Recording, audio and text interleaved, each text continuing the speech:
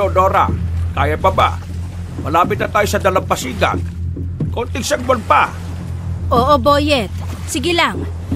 Hindi kaya sinumpa tayo ng mga aswang na nakalaban natin? Hindi naman masama ang panahon nung umalis tayo sa islang yun ah.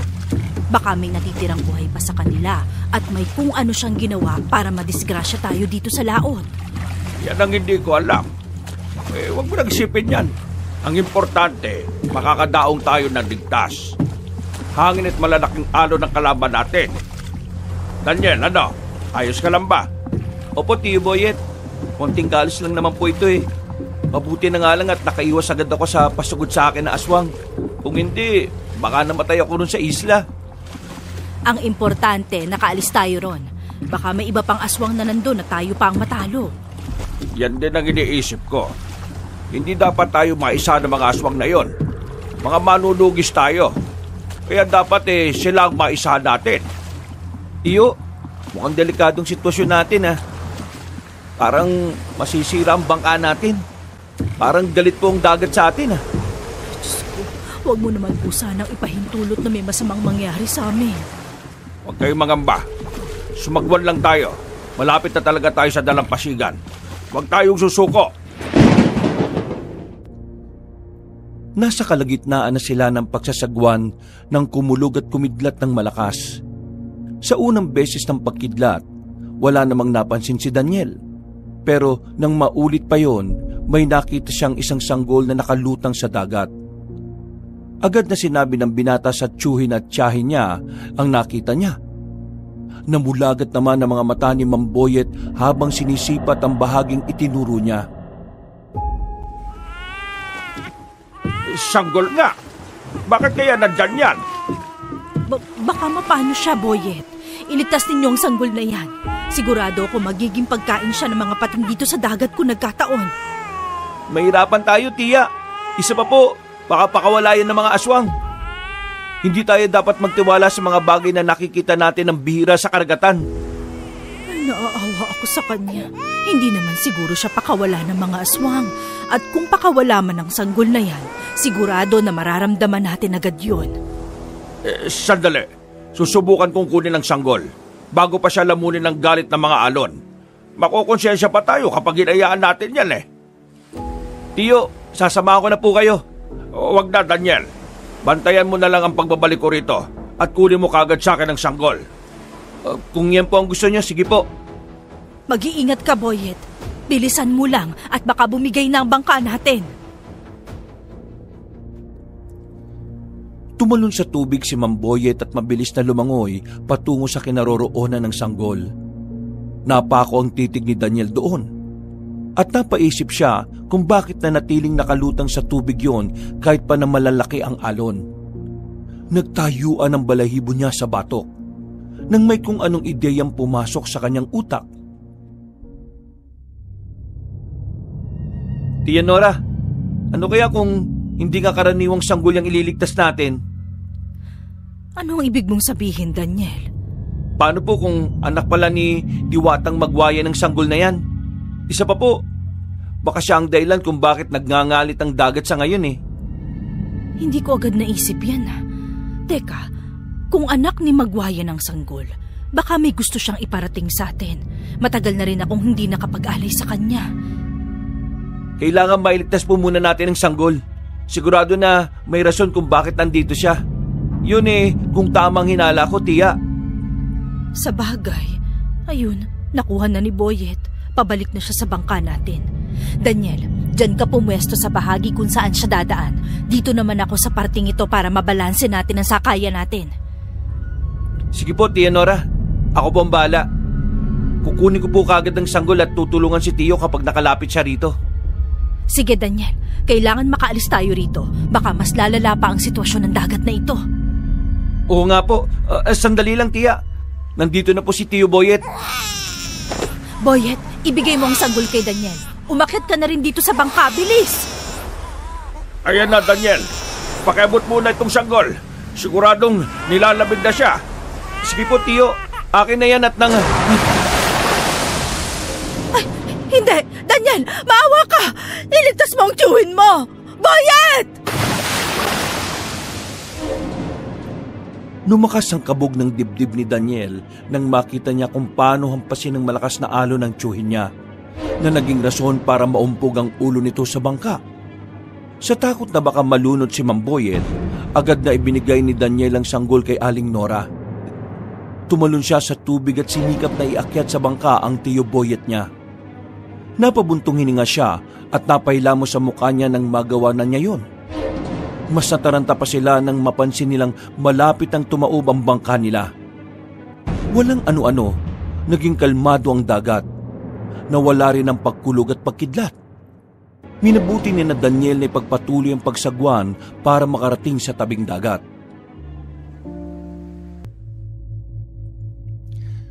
Dahil bumalik na ang ulirat ni Mang Boyet, tumulong siya kay Daniel sa pagsasagwan hanggang sa makarating na sila sa tabing dagat.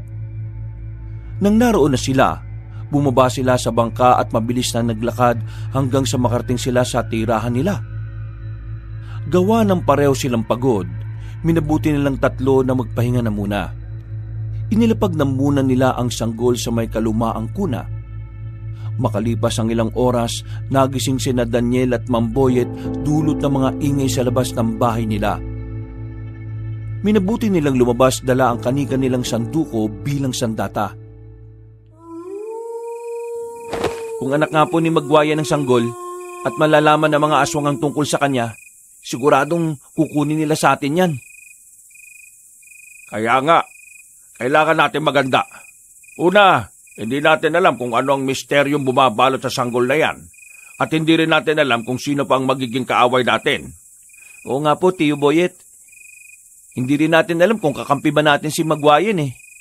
Mamaya, mapaparusahan pala tayo sa ginawa natin. Huwag ka maglala. Bukas, mag-aalay tayo sa kanya. Magsasagawa kami ng ritual ni Nora. Kailangan natin mapaamo ang Diyosa at nang malaman din natin kung ano ang plano niya. Magagawa po ba ninyo yan, Tiyo? Oo naman. Kung makikipag-ugnayan din siya sa atin. Pero kung hindi, wala tayong magagawa dyan. Gawin na lang natin ang dapat. Alagaan natin ang sanggol sa abot ng ating makakaya.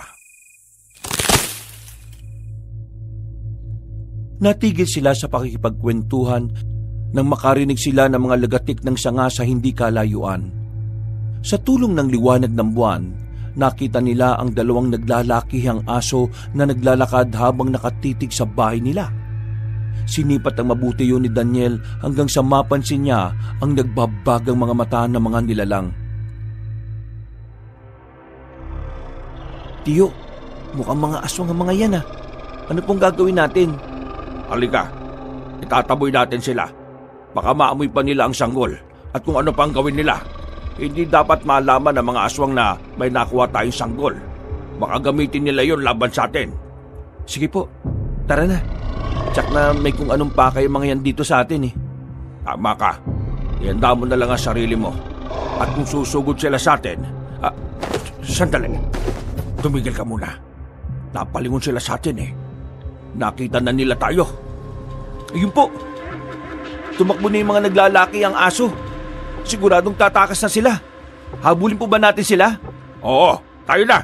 Kailangan masiguro natin na nakalayo na sila. Sige po. Ayun, patungo sila sa dalampasigan.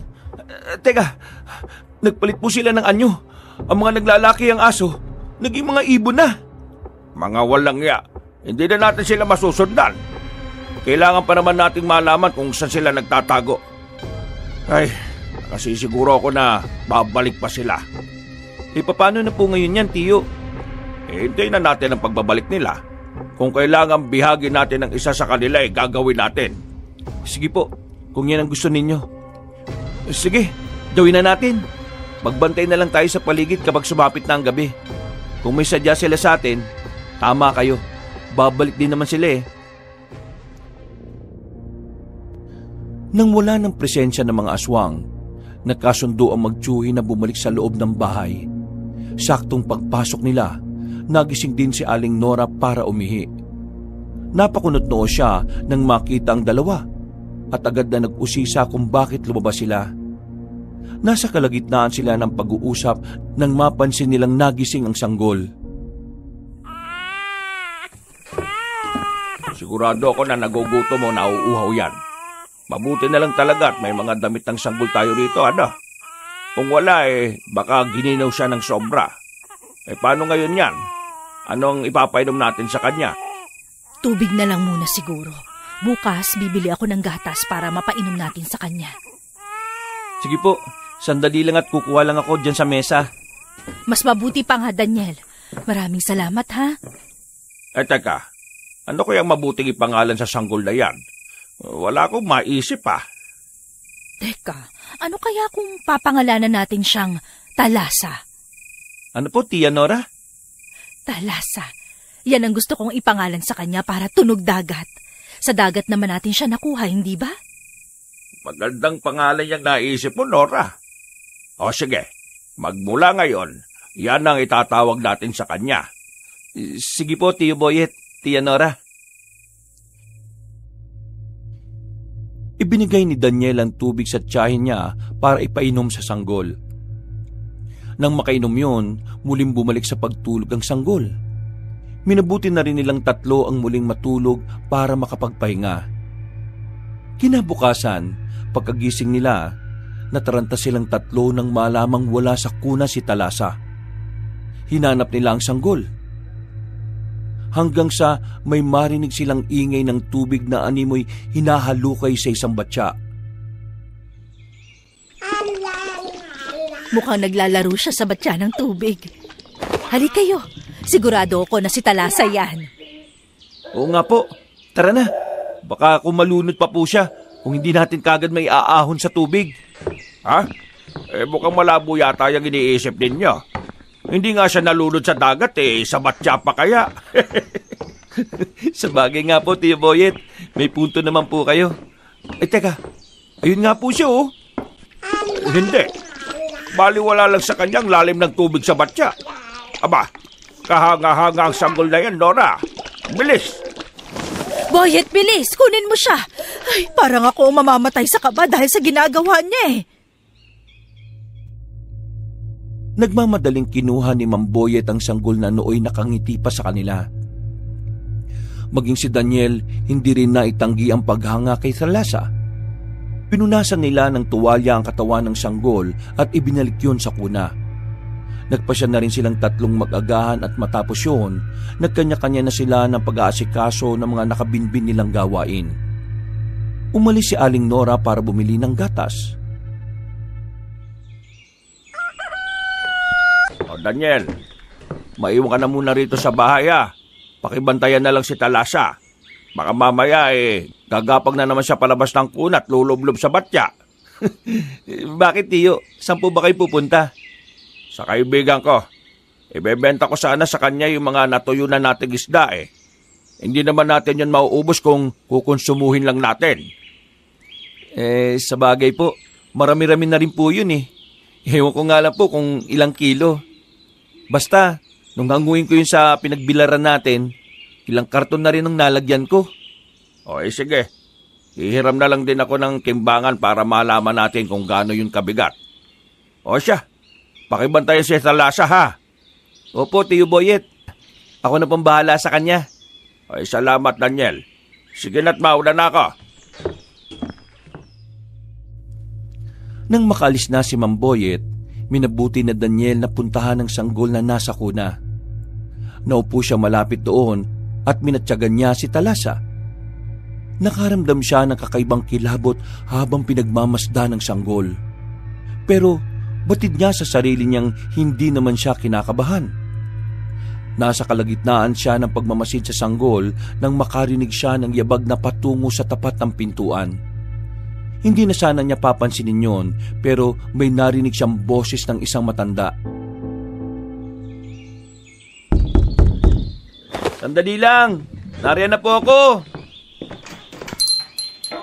Iho, pwede bang makahingi ng maiinom at makakain? Nagugutom na kasi ako. Oo naman po, Lola. Sandali lang at kukuha ko. Ay, siya nga pala. Halina muna kayo dito sa loob ng bahay. Salamat. Anong pangalan mo? Ako nga pala si Maggie. Pasensya na sa abala, ha? Wala pong problema. Ako nga po pala si Daniel. Halina po kayo, Lola. Dito po, maupo na po muna kayo. Salamat talaga, Daniel. Akala ko wala na ako mahihinga ng pagkain at inumin. Kumuha ng pagkain at inumin si Daniel. Pagkabalik niya, nakita niyang matanda na nakatitig sa sanggol na nasa kuna. Panandalian siyang natigilan at pinagmasdan na muna si Lola Maggie. Ilang sandali pa, nagpalinga-linga ang matanda. Tumayo siya saka lumapit sa kuna. Nung akmang susubukan nitong kargahin ng sanggol, binilisan ni Daniel ang paglalakad palapit doon.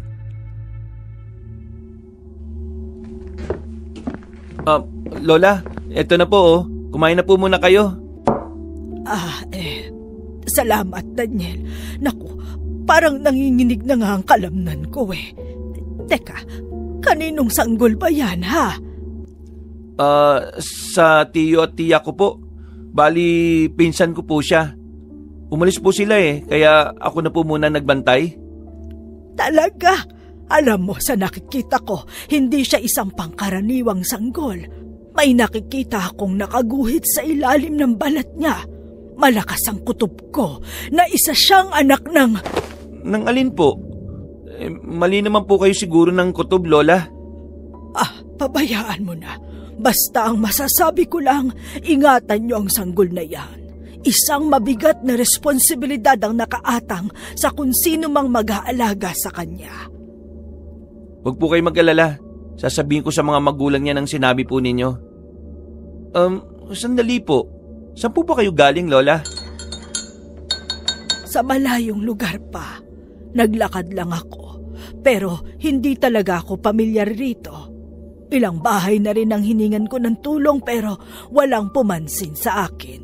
Mabuti na lang talaga. Pinagbuksan mo ko, Daniel. Saan po ba sana kayo pupunta? Hindi ko alam. May sinundan lang akong enerhiya at sa hindi ko malamang dahilan, nakarating ako rito. Sa bahay na ito, nagmumula ang enerhiya. Ano pong ibig niyong sabihin? Hindi na ninyo dapat pinapasok dito sa bahay ang sanggol. Siya ang magdadala ng kaguluhan. Saan ba ninyo napulot yan? Alam kong hindi yan tunay na anak ng tiyo at tiya mo. Kinupkup lang nila ang sanggol. Bakit po? Ano po bang meron sa sanggol? Hindi po. Talagang anak siya ni Tia Nora. Huwag ka nang magmaang-maangan pa, Daniel. Akin na ang sanggol. Kailangang mailayo ko siya rito. Hindi siya nararapat na mapunta sa inyo. Bakit po? Ano po bang meron sa sanggol na yan? Anong koneksyon mo sa kanya? At bakit pinipilit niyong kinukup lang siya ni na Tio Boyet? Hindi mo na kailangan pang malaman pa. Basta akin na ang sanggol at ilalayo ko siya rito. Ito na ang pagkain mo. Salamat. Kukunin ko na ang sanggol at aalis na ako dito. Wag ho! Pagagalitan po kayo ni na Tio. Pabayaan niyo na yung anak nila. Hindi ka naman niya inaano Akin na ang sanggol. Kukunin ko siya. Pinigilan ni Daniel ang matanda para hindi makalapit sa kuna. Nasa kalagitnaan sila ng komosyon nang lumangit-ngit ang pinto. Napalingon si Daniel roon at nakita niya si Aling Nora na may dalang lata ng gatas. Natigilan ng Ali at napatitik kina Daniel. Agad siyang nag-usisa kung ano ang nangyayari. At nang sabihin niyo ng binata, nang madaling umalis si Lola Maggie. Sagot sa misteryong ito. Sige po, tiya. Mas mabuti pa nga para makasiguro tayo. Nasa kalagitnaan sila ng pag-uusap nung dumating si Mamboyet. Agad na nagtanong ang lalaki kung sinong nakita niyang matandang nagmamadali sa pagbaba ng kanilang bahay. Hindi naman inilingid ni na Daniel ang patungkol doon. Kaya naggalit si Mamboyet. Hahabulin pa sana niya ang matanda, ngunit pinigilan siya ni Aling Nora. Pabayaan mo na ang matandang yon. Bakit siya ngayon? Boyet, mukhang kailangan na talaga nating makipag-ugnayan kay Magwayen. Hindi natin alam kung ano ang pakay niya. Ay, sige. Mamayang gabi magre-ritual tayo. Daniel, tulungan mo ako sa paghahanap ng mga gagamitin, ha? Sige po, Tio Boyet. Tutulungan ko po kayo mamaya.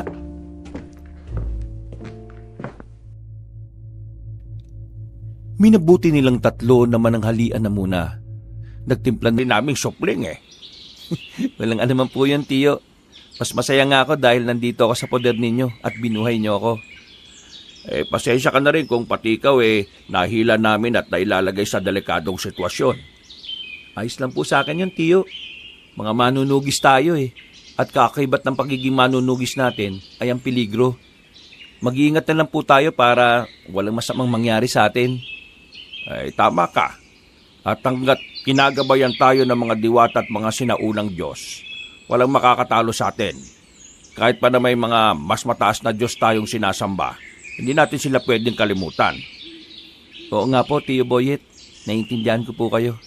Ay, siya nga po pala. Tapos ko na pong maipwesto sa maliit na altar ang mga alay, Tiyo. Ay, sige na. Pumasok ka na at pakitawag na ang tiya mo. Maghahanda kami para sa ritual na gagawin namin. Opo, sandali lang po.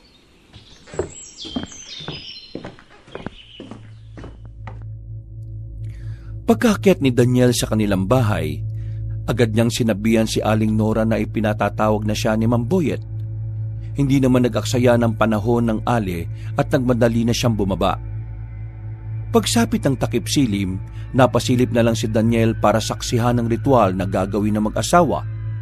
Nasa kalagitnaan siya ng panonood sa ginagawa ng mag-asawa nang makaramdam siya ng antok. Sinubukan niyang labanan yon, ngunit hindi niya magawa. Nang lumaon, tuluyan siyang nilukob ng antok. At nagising siya nang yugyugin siya ni Mang Boyet. Oy, Daniel, napasarap yata ang tulog mo Oo nga po Hindi ko alam kung bakit bigla akong inantok Bakit? Siguro nanood ka ng ritual namin, ano? Ano pa nga ba? Dito nga siya nakatulog sa tapat ng dingding Ayan no, kitang-kita ang siwang. Malamang sumilip siya dyan. Paano po naman ninyo nalaman, Tiyo Boyet, Tia Nora? Alam mo kasi, Daniel, talagang aantukin ka sa ritual namin. Aba, hindi basta-basta magpapakita si Magwayan kapag gising ka. Kaya nga kalahating tulog at kalahating gising kami kapag nagre-ritual Yun nga lang, hindi nagparamdam sa amin si Magwayan. Bigo naming makausap siya, Daniel. Bakit naman po kaya?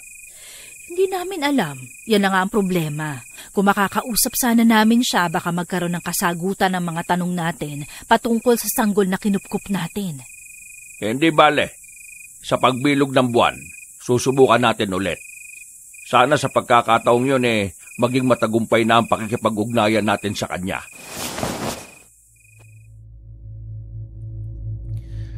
Dahil sa bigong pakikipag-ugnayan sa Diyos ang si Magwayen, hinayaan na muna nila ang mga alay sa labas ng bahay nila. Naging normal naman ang gabing yun, pati na ang mga sumunod na araw. Nanatiling masigla si Talasa, kaya hindi sila nabahala. Wala na rin nagpaparamdam mula sa mga aswang, kaya nakampante silang tatlo. Isang dapit hapon, nagulat sila nang may dumating na isang aling umiiyak. Humingi siya ng tulong upang tugisin ang mga aswang na dumukot sa kanyang anak. Dahil dito, nagpresenta si Mang Boyet na siya na lang ang aalis para bawiin ang bata. Daniel, ikaw nang bahala sa sanggol Huwag mong pababayaan ang tiya Nora mo. Babalik din kagad ako. Sige po, Tiyo Boyet. Hindi ko sila pababayaan, pangako po. Mag-iingat ka, Boyet. Bumalik ka agad, ha? Natatakot ako para sa sanggol Baka may mga aswang ding sumugod dito para kunin siya. Huwag ka na matakot. Kasama mo naman si Daniel Malaki ang tiwala ko sa kanya. Mahusay naman siyang makipaglaban sa mga aswang. Teka, Daniel.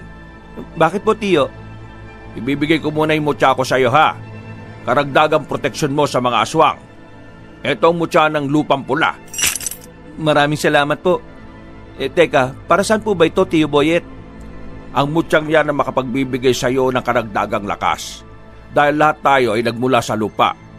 Walang kahit na anumang mga masamang elemento makakatalo sa iyo.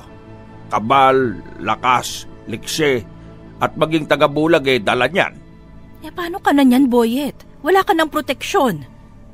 Wag mo akong intindihin. May iba pa naman akong tangan eh. Binigay ko lang yan kay Daniel dahil alam kong makakatulong yan sa inyo. Ay sige na, aalis na ako at kailangan ko pang alamin kung saan dinala ng mga aswang yung bata. O sige, basta mag-iingat ka ha, Boyet.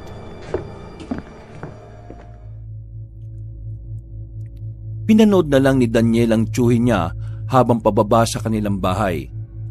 Nang wala na si Mang Boyet, nag-usap silang dalawa ni Aling Nora. Nasa kalagitnaan sila ng pagkukwentuhan ng mapayak ng sobrang lakas ang sanggol. Agad silang lumapit kay Talasa.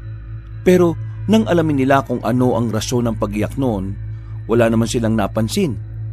Naisip nila na baka nagugutom siya, kaya pinainom nila ng tubig. Napatawa pa siya kung bakit ayaw ni Talasa sa gatas. At mas pinili niyang inumin ng tubig. Pero nang maisip nila kung saan ang galing ang sanggol, nawari nila kung ano ang posibleng dahilan nun. Kinagabihan, nagpapahinga na sila nang biglang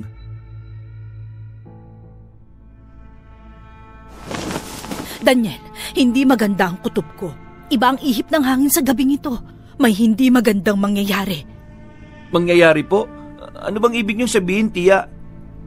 May hinala akong may pananalasa ng aswang na mangyayari sa gabing ito. Ay, Diyos ko, wag mo naman sanang ipahintulot na may masamang mangyari kay Boyet. Huwag niyo na pong isipin yung mga masasamang mangyayari kay Tiyo, tiya. Ang mas mabuti pa po, matulog na lang tayo at ako nang magbabantay sa paligid. Alam mo naman na hindi ako makatulog kapag umaalis ang tiyuhin mo ah. Sige lang, kailangan nating magbantay sa paligid. Hindi natin alam baka dito pala manalasa ang mga aswang. Sa bagay po, tiya. Kailangan din nating bantayan si Talasa. Baka siya talaga ang pakay ng mga aswang eh. Yan din ang pinangangambahan ko. Ilang gabi nang hindi mapakali ang sanggol na yan. Malakas ang kutob ko na alam niyang may mangyayaring hindi maganda. Parehong natigilan ng dalawa nang biglang umiyak si Talasa. Dahil bibihira lang umiyak ang sanggol kung ito lang ay nagugutom. Pero kakapainom pa lang nila ng tubig sa bata. Kaya nabahala silang dalawa. Kinarga ni Aling Nora ang sanggol, samantalang si Daniel na may napasilip sa bintana. Nasa kalagitnaan siya ng pagsilip sa labas nang may mapansin siyang gumagalaw. Nung una, inisip niyang baka aso lang yon o pusang naliligaw. Pero nang makarinig siya ng paghuni ng tiktik, nagsita-asa ng mga balahibo niya sa batok. Tiya, mukhang may aswang sa labas ng bahay. Anong gagawin natin? Magmatsyag muna tayo. Kung talagang susugod sila rito, wala tayong magagawa kung hindi ang labanan sila. Kahit na anong mangyari, poprotektahan natin si Talasa. Opo, tiya. Teka, mas mabuti po siguro kung bababa muna ako. Titingnan ko lang kung ilan sila. Wag na, dito ka lang sa loob ng bahay. Wag muna tayo magpakita sa kanila. Tumahan na rin naman si Talasa kaya iisipin nilang walang tao rito. Pakipatay na lang ang gasera, Daniel. Masusunod, tiya. Pero paano po kung narinig na pala nila ang iyak ni Talasa? Hayaan mo na, basta wag lang silang magkakamali sa galaw nila. Kahit na wala rito si Boyet, lalaban pa rin tayo. Sige po, tiya. Kung yan ang gusto niyo mangyari, susunod lang ako. Salamat, Daniel. Hindi mo kami iniwan ng tiyo Boyet mo.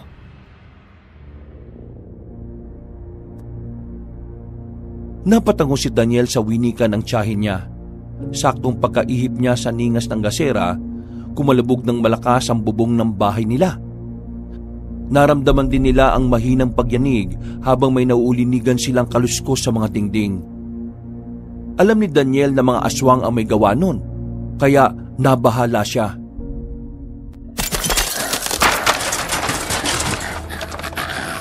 Sila na po yan. Magtago na po muna kayo rito sa silid. Ako na pong bahalang humarap sa kanila. Hindi kita pwedeng pabayaan. Sandali, itong si Talasa ang itatago natin. Dalawa tayong haharap sa kanila. Paano naman po ninyo may tatago yung sanggol na yan? Ito, itim na tela. Kakargahan ko lang ng orasyon para sa tagabulag para hindi siya makita at maamoy ng mga aswang. Ako na po magtatalukbong yan kay Talasa. Sige, mas mabuti pa nga. Kukuha lang ako ng itak na panlaban sa mga yan. Pakikuha na lang din po yung sanduko ko, tiya. Sige, Daniel. Sandali lang. O itong sanduko mo. Hawak ko na rin tong itak ko na nabasbasa nung nakaraang pagbilog ng buwan. Maraming salamat po. Talagang hindi titigil ang mga aswang na yan hanggat hindi natin sila napapatay. Pwes, ibibigay natin ang dapat sa kanila. Nang masiguro nilang hindi na madaling mapansin ng mga aswang ang sanggol, nagpasya ang dalawa na lumabas sa bahay nila. Bubuksan na sana ni Daniel ang pinto nang sa hindi nila inaasahan kumalubog ng malakas ang dingding. Napalingon sila roon at agad silang napatakbo patungo sa tapat nun nang makitang sinira na yon ng aswang.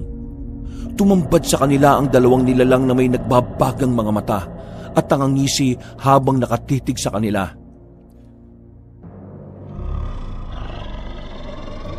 Nora, ako nang bahalang umarap sa dalawang yan. Sige, ikaw ang bahala. Sisiguruhin ko munang hindi mabubuksan ang pintuan at bintana. Mas mabuti pa nga po. Hindi natin alam kung ilang aswang ang nandito eh. Sige na, mag-iingat ka. Huwag kang magpapatalo sa mga yan. Susunod na lang ako sa iyo kapag naisara ko na yun na mabuti. Sige po, tiya! Nilundagan ni Daniel ang dalawang aswang at agad na tinaga sa muka ang isa sa kanila. Nabuwal yun sa lupa. Kaya itinuon na muna ng lalaki ang pansin niya sa isa pang nilalang. Naglaban silang dalawa at tamanga siya nang mapansing nagagawa niyang makipagsabayan sa nilalang. Ang kada atake ng aswang nagagawa niyang ilagan. Dahil bihasa na rin siya sa pakikipaglaban, hindi siya nahirapang itumba ang nilalang na yun.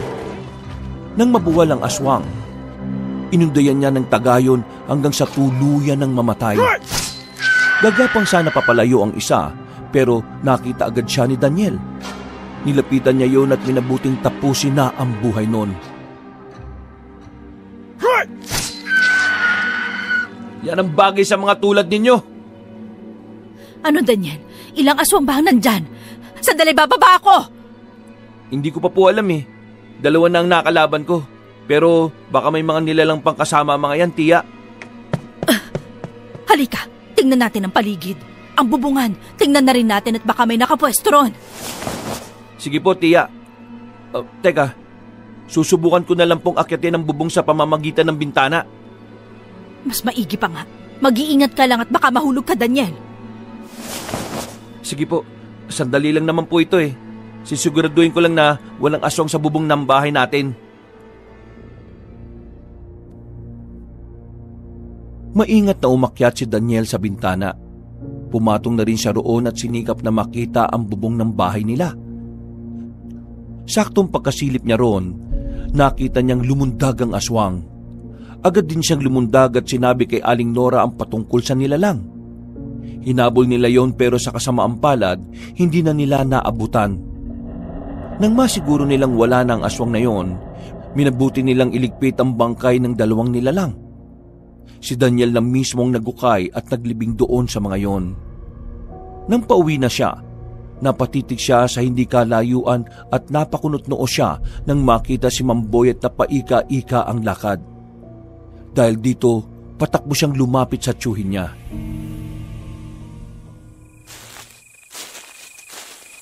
Tiboyet, ano po nangyari sa inyo? Bakit duguan kayo tinangina?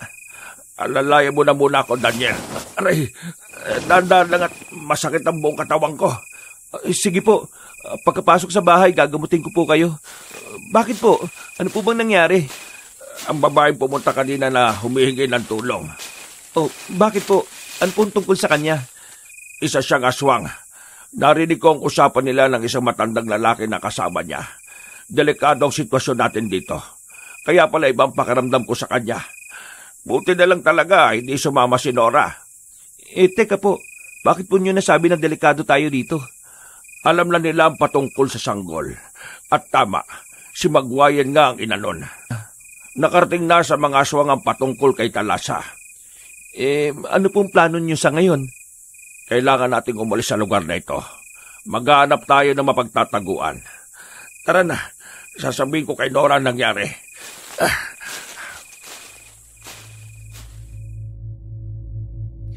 Inalalayan ni Daniel si Mamboyet hanggang sa makarating sila sa bahay nila. Pagkakita ni Aling Nora sa asawa niya, taranta siyang kumuha ng gamot. Nang ginagamutan niya ang galos ni Mamboyet, nagkwento naman ng lalaki patungkol sa naging inkwentro niya sa mga aswang. Nanatili na lang si Daniel sa tabi ng dalawa habang nakikinig sa pag-uusap nila. Kung hindi lang sana nila ako pinagkaisahan, baka naubos ko pa sila. Pero may nabanggit sa akin ng isang aswang. Ano naman yun, Boyet? Ang sanggol. Siya ang anak ni Magwayen. Tama ang hinala natin. Gusto nilang kunin si Talasa para gamitin laban sa Diyosa. Yan ang hindi natin papayagan. Ipinagkatiwala sa atin ng sanggol, kaya dapat ingatan natin siya at proteksyonan. Tama ka dyan. Bahala na. Alam ko na kung darating ang araw na malalagay tayo sa alanganin hindi naman siguro tayo pababayaan ni Magwayen. Hindi ba? Ano nang gagawin natin?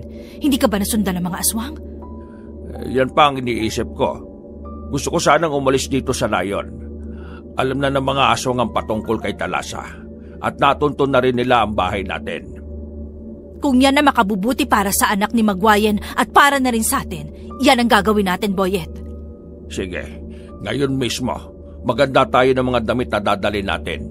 May alam akong abandonadong kubo sa gubat. Mas mabuti siguro kung doon muna tayo. Hindi tayo madaling matutuntun doon. Meron ding bukal doon, kaya may mapagkukunan tayo ng tubig. Sige, pero mas mabuti siguro kung ipagpabukas na natin. Magpahinga ka na lang muna, Boyet. Napatango si Mamboyet. Noon din, inihanda ni na Daniel at Aling Nora ang mga damit na dadalhin nila. Pagkatapos nito, nagmatyagang binata sa paligid. Hindi niya naalis sa sarili niya ang pangamba na baka meron pang susugod na aswang sa kanila. Natulog na lang siya sapagkat kampante na siyang wala ng aswang na aatake sa kanila. Kinabukasan, Ano? Handa na ba kayo? Tara na. Daniel, pakisiguro na hindi mapapasok ng mga magnanakaw ang bahay natin, ha? Pakisara na lang ng maayos ang pinto at mga bintana. Opo, masusunod po, Tiyo. Ang mga sandukot itak ninyo, dalaban ninyo. Kailangan may panlaban tayo. Hindi lang sa mga aswang, kundi pati na sa mga mababangis na hayop dun sa gubat. Oo, Boyet. Sukbit ko na ang itak ko at may sanduko na rin si Daniel. Tama po si Tia Nora, Tiyo. Ayan, naisara ko na po ng maayos ang pinto at mga bintana. Pwede na po tayong umalis. Tara na. Kailangan hindi tayo abutan ng dilim sa paligid. Tama ka. Mas mabuting makarating tayo sa gubat na yon bago pa man gumabi. Baka mamaya, harangan pa tayo ng mga aswang sa daan. Teka, ano ba talagang pakay nila sa sanggol na to? Baka gustong gamitin ng mga aswang ang sanggol para mabihag ang Diyosa ng dagat at kamatayan. Sigurado na may mas mahalagang pakay sila sa kanya. Kung ganon, kailangan nating maproteksyonan si Talasa. Sige na, bilisan na natin ang paglalakad. Huwag na tayo magkwento sa ibang kanayo natin kung saan tayo pupunta.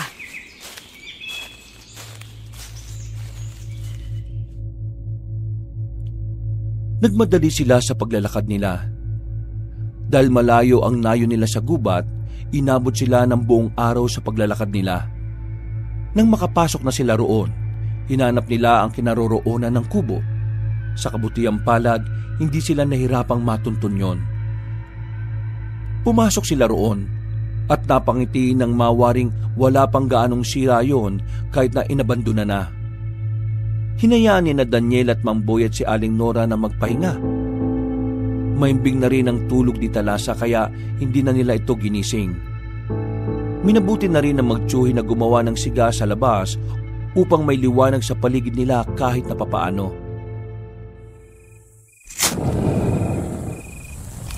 Sana hindi na tayo matuntun ng mga aswang dito. Hindi ko na alam kung saan pa tayo pupunta kung malalaman nila ang lokasyon natin. Oo nga po, Tiyo. Pero kung sakali man na umatake sila rito, labanan na lang po natin sila. Hindi tayo dapat magpatalo sa mga nilalang na nagiging salot sa lipunan natin. Tama ka. Dapat pinupuksa ang mga kagaya nila eh.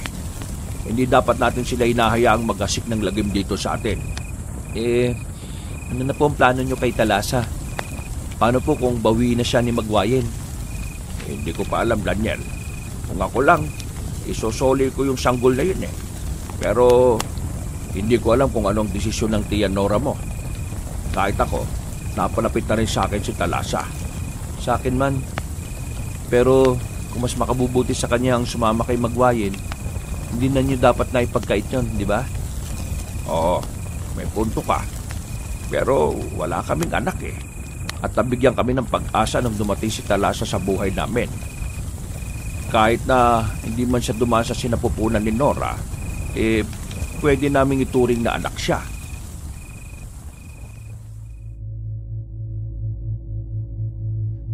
Nasa kalagitnaan sila ng pagkukwentuhan nang pareho silang matigilan. May narinig silang kaluskos ng mga dahon at lagatik ng sanga. Kaya itinuon nila ang pansin nila roon upang masiguro na walang kalaban sa paligid. Pinuntahan nila yon. Napailing na lang si Daniel nang mapagtantong isang musang lang pala yon na naghahanap ng makakain niya. Hinayaan nila ang nasabing hayop at nang babalik na sila sa inuupuan nila,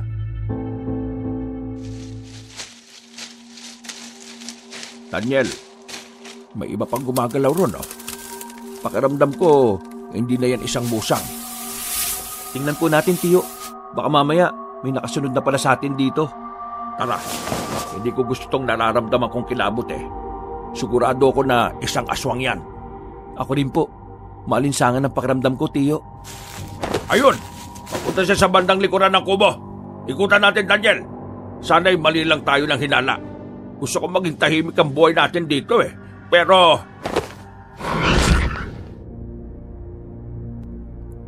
Hindi na naipagpatuloy ni Mamboyet ang sasabihin niya. Nakita nila ni Daniel na isang aswang nga ang papunta sa likod ng kubo. Pagkakita nila sa nilalang, sinugod agad nila ito. Tatakas pa sana ang aswang pero bago pa man siya makalayo, naabutan na siya ng dalawa. Dahil wala nang mapagpipilian ng nilalang, nakipaglaban siya kina Daniel. Hindi naman siya binigyan ng pagkakataon ng dalawa para masaktan sila. Sa pamamagitan ng kanilang kakayahan, naging madali sa kanila ang pagtalo sa nilalang. Tiboyet, ano? Patay na ba natin ang aswang na to? Wag. Mas mabuti kong gagapos na muna natin siya. Bukas, kapag sisikat na ang araw, mawawalan din naman siya ng lakas at babalik sa normal na tao ang anyo niya. Ano pong pinaplano nyo? Aalamin natin mula sa aswang na to kung ano ang pakay nila kay Talasa. Iba pa rin kung mula talaga sa kauri nilang ideyang makuha natin. Sa bagay po. Sige, mabuti pa nga pong igapos natin to. Bukas, aalamin din natin sa kanya kung saan sila nagkukuta. Oo, Daniel. Kung ang pagsugod sa kanila ang magiging rason para maging tahimik ang buhay natin, gagawin natin. Sang-ayon po ako sa inyo, Tiyo.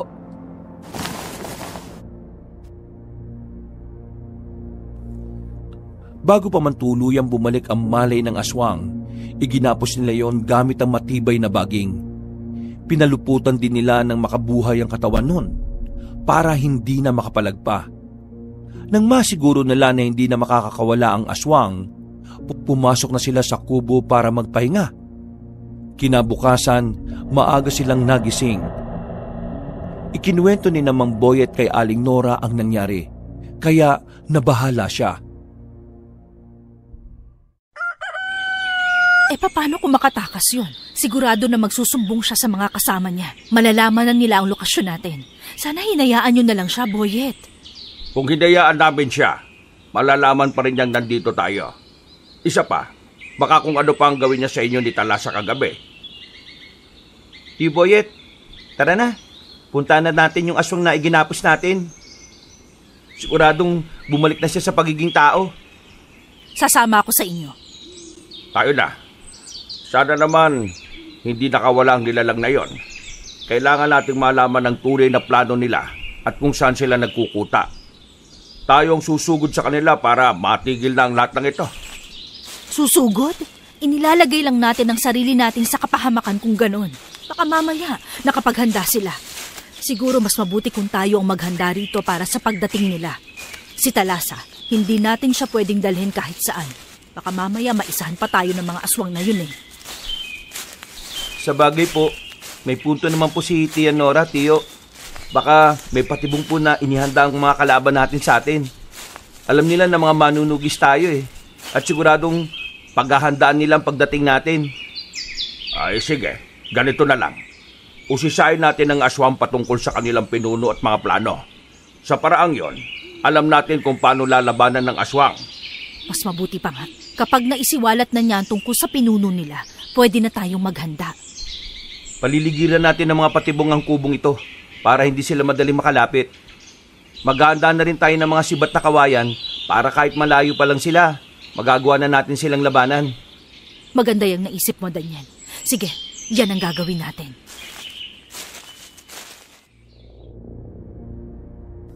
Nang makarating sila sa tapat ng puno na pinaggapusan nila ng aswang, nakita nila ang isang lalaking walang saplot. Puno ng sugat ang katawan nito at masyado ng mahina. Nang mapansin ng lalaki na nandun silang tatlo, nagpumiglas siya habang nagmamakaawang pakawalan. Inusisa naman ni na Daniel ang aswang. Pero kahit na anong gawin nila, wala silang makuhang impormasyon sa kanya. Anong gagawin natin dito? Mukhang wala po tayong makukuhang impormasyon eh. Ang dapat sa mga aswang na yan, pinapatay. Kung makakapagbigay sana siya ng impormasyon sa atin tungkol sa pinuno nila at pati na sa kung ano ang pakay nila sa anak ni Magwayen, may posibilidad pa sanang palayain natin siya eh. Eh kaso po, wala talaga eh. Paano ba to? Hay naku, wag na nga kayong magmaang-maangan pa.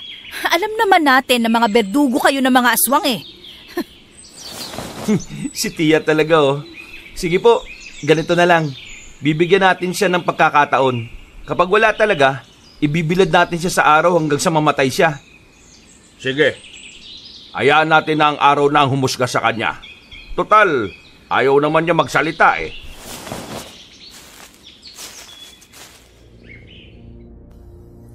Ilang beses pa nilang kinumbinsi ang lalaking nakagapos. Ngunit hindi na siya nagsalita. Nagpaalam na rin si Aling Nora sa dalawa para bumalik na sa kubo. Dahil wala namang nakuwang impormasyon sina Daniel, minabuti nilang isagawa na ang plano nila. Sobrang hina na ng lalaki, kaya hindi na siya nakapanlaban pa. Inihiga nila ang lalaki sa malaking bato kung saan natatamaan ng sinag ng araw. Iginapos nila yon ng mahigpit upang hindi makawala. Dahil malayo naman yon sa kubo kung saan sila nananatili, alam nilang hindi sisingaw roon ang nakakasulasok na amoy ng bangkay ng lalaki kung sakali. Diyan ka na mamamatay. Kahit anong gawin mo, hindi ka na makakatakas. Dapat lang naman sa tulad niya kamatayang yan eh, hindi po ba? Siguro marami na siyang nabiktimang tao. Tara na, bumalik na tayo sa kubo. Sige po, hayaan na natin ang lalaking yan. Wala naman tayong mapapala sa kanya eh. Tama ka. Ang gawin na lang natin, maganda tayo sa pagdating ng mga aswang. Hindi malabo na matuntun nila tayo rito. Ang pinagkaiba lang ng nasa nayon pa tayo, marami pong posibleng madamay. Dito, walang ibang masasali sa gulo. Dalawang bagay lang ang pwede mangyari. Maubos nila tayo o sila ang maubos natin. Tama ka dyan. Pero dapat, sila ang maubos. Marami na rin tayong laban na napanalunan. At sigurado na tayong hindi tayo mahihirapan sa haharapin natin na ito. Oo nga po. Ang importante sa ngayon eh, hindi nila makuha si Talasa. Naglakad sila hanggang sa makabalik na sila sa kubo. Nang nandoon na, sinabi nila kay Aling Nora ang magiging plano nila. Hindi naman sila pinigilan ng Ali. At nagbigay na rin siya ng mga suhestyon para madali nilang matalo ang mga nilalang na naghahangad na makuha si Talasa. Matapos yun, bumaba ang magtsuhin upang gumawa ng mga patibong. Si Aling Nora naman, pinainom ng tubig ang sanggol. Sigurado na hindi na sila makakawala sa ganitong patibong. Isang patibong, isang aswang. Ito naman po, isasabit natin sa puno. Kapag may dumaang aswang, mauhulog ito at siguradong durog ang katawan niya. Paligiran na rin natin ng baging na makabuhay ang kubo. Kailangan hindi makapasok ang mga aswang na yan. Oo nga po, Tiyo. Pati sa silong ng kubo, lagyan na rin natin ng makabuhay. Baka dun pa sila pumasok para sumilip eh. Ang mga sanduko at itak natin, ibaw na muna natin sa lupa. Kapag may aswang, uhugutin natin yon saka gagamitin laban sa kanila. Sige po, Tiyo. Ako na ang gagawa niyan. Ang mga matutulis na kawayan po, ilalagay po ba natin sa paligid ng kubo? Wag na. Tayo ang gagamit niyan. Yan ang isisibat natin sa mga aswang. Sigurado na kapag matamaan sila sa puso niyan hindi na sila makakaligtas pa. Sige po, dadamihan ko na lang po yung kawayang patutulisin ko. Nang matapos nilang maihanda ang mga patibong nila, bumalik na sila sa kubo para kumain. Malapit na ring dumilim kaya nagpasya na rin silang magpahinga. Sa pagdaan ng mga araw, wala naman silang naramdamang kakaiba. Sobrang tahimik ng gubat. At kahit na mga kulisap, wala silang masyadong naririnig. Nung una, iniisip nilang baka normal lang yon. Ngunit nang napapadalas ang pag-amoy nila ng malansang samyo ng hangin, nabahala sila para sa gagawing pagsugod ng mga aswang. Nora, matulog ka na. Malalim na ang gabi, oh. Hindi ako makatulog eh. Nag-aalala ako. Baka sumugod dito ang aswang at kunin nila si Talasa sa atin. Wala po tayong dapat na ipangamba, Tiya. Magbabantay naman kami ni Tiyo sa paligid eh. Hindi kami papayag na may mga aswang na makapasok sa kubong to. Tama ang pamangkin mo. Kaya sige na, Nora, matulog ka na. Kapag umiyak naman si Talasa, hindi ka gaanong nakakatulog. Ngayong mahimbing ang tulog niya bumawi ka na rin. Sige, basta. Kapag may kakaiba sa paligid, gisingin niyo agad ako, ha? Oo na. Basta matulog ka na at kami na ang bahala. Sige, matutulog na ako. Nang nakatulog na si Aling Nora, nagpasya sina Daniel na bumaba sa kubo. Nagmatsyag sila sa paligid. At napagtanto nilang mas malansa ang simoy ng hangin ng gabing yun. May narinig din silang alulong ng mga aso sa malayo. Kaya napagpasya nila na rumonda sa loob at sa labas ng gubat. Nagdala na rin sila ng sulo dahil hindi gaanong lumulusot ang liwanag ng buwan sa kakahuyan. Nasa kalagitnaan sila ng pagroronda nang may marinig silang may mabibilis na yabag. Tiyo, mukhang may mga kalabang paparating ah. Umiinit yung mutyang tangan ko eh. Sa akin din. Sigurado na sila na yan. Kung naisa nila ako dati, hindi na ako papayag na gawin ulit nila yung sa akin. Ano po, babalik na po ba tayo sa kubo? Wag na muna. Kung mga aswang nga yan, aharangan natin sila para hindi sila makalapit doon. Sige, ganito. Bumalik ka sa kubo, gisingin mo ang tiyan Nora mo, at balaan mo sila patungkol sa mga aswang. Sige po, sasabihan ko na rin po siyang maganda para sa pagdating ng mga aswang. Oo, sabihan mo rin siyang siguraduhin ang kaligtasan ni Talasa, ha? Bumalik ka kagad dito at aharangan natin ang mga nilalang na yan. Napatango si Daniel sa tiyuhin niya. Kahit nakakaunting liwanag lang ang tumatama sa kanilang pwesto, minabuti pa rin niyang tumakbo para mabilis siyang makarating sa kubo kung saan sila nananatili. Saktong nagising naman si Aling Nora dahil sa pag-iyak ni Talasa, kaya hindi na siya nag-alinlangang sabihin ng pinapaabot na mensahe ni Mang Boyet. Sige na, ako na ang bahala rito, Daniel. Sige po, Tiya. Kapag po kailangan niyo ng tulong, sumigaw lang kayo kagad at babalik po kami rito. Sasalubungin po namin ang mga aswang. Mag-iingat kayo. Huwag mong pababayaan ang tiyuhin mo, ha? Sige na, bumalik ka na sa kanya at baka nandun na ang mga aswang. Sige po, Tiya. Mauna na po ako sa inyo, ha? Pagkawika niya, agad siyang tumakbo pabalik sa Tiyo Boyet niya. Hanggang papalapit siya roon, nakarinig siya ng mga pag-angil at maging ng pagsigaw ng tiyuhin niya. Alam niyang nagkaroon na ng sagupaan, kaya hinugot na rin niya ang sanduko niya mula sa kaluban nito. Saktong pagkarating niya roon, nakita niyang nakikipaglaban si Mang Boyet sa 3 aswang. Dahil dito, Inatake niyang isa sa kanila at agad na pinatay. Ibabaling na sana niya ang pansin niya sa isa pang nilalang pero nagawa na nitong itumba ang tiyuhin niya. Hanapin natin ang iba pa. Dali natin sila sa bahagi ng gubat kung saan may inilagay rin tayong patibong. Tara! Sige po, Tiyo. Doon sa bahaging papunta sa bundok. May mga naririnig akong ingay doon eh. Sige, dumiretso tayo ron. Maging alerto ka lang ha. Gabi ngayon at hindi natin alam kung anong kayang gawin ng mga aswang sa atin. Opo, Tiyo. Baka kung makapunta pa sila sa kubo eh.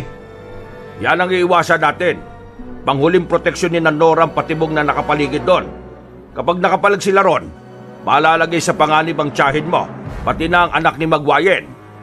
Ilis na lang po natin ang atensyon ng mga aswang. Sige, yan ang gagawin natin. Tayo na. Daniel, diretso tayo sa bahagi kung saan mayroong mga ingay ha. Sige po, tara na po. Tumakbo silang dalawa para puntahan ang pinagmumulan ng ingay. Habang papalapit sila roon, mas lalo ring uminit ang pakiramdam ni Daniel. Alam niyang papalapit na sila sa mga aswang, kaya inihanda na nila ang mga sanduko nila. Walang ano-ano, nakarinig sila ng pag-angil. Parehong natigilan ng magtiyuhin at nang mapatitig sila sa unahan nila, nakita nila ang napakaraming mga mata na nagbabaga. Iboyet, mga aswang po mga yan at nakikita na nila tayo. Kaya nga, sige, hintayin natin umatake sila sa atin. Saan na tayo tatakbo? Patungo sa bahagi kung saan natin inilagay yung mga patibong natin. Sige po. Ayan, papasugod na po sila rito sa pwesto natin, Tiyo. Ano pang hinihintay natin? Tumakbo na tayo papunta sa mga inihandang patibong natin. Saksihan natin ang pagkamatay ng mga aswang na yan. Sige po, Tiyo. Tara na. Huwag po nang lingkodin ang mga yan, ha? Sige na. Mas bilisan pa natin ang pagtakbo. Mukhang mas mabilis sila kaysa sa atin, eh.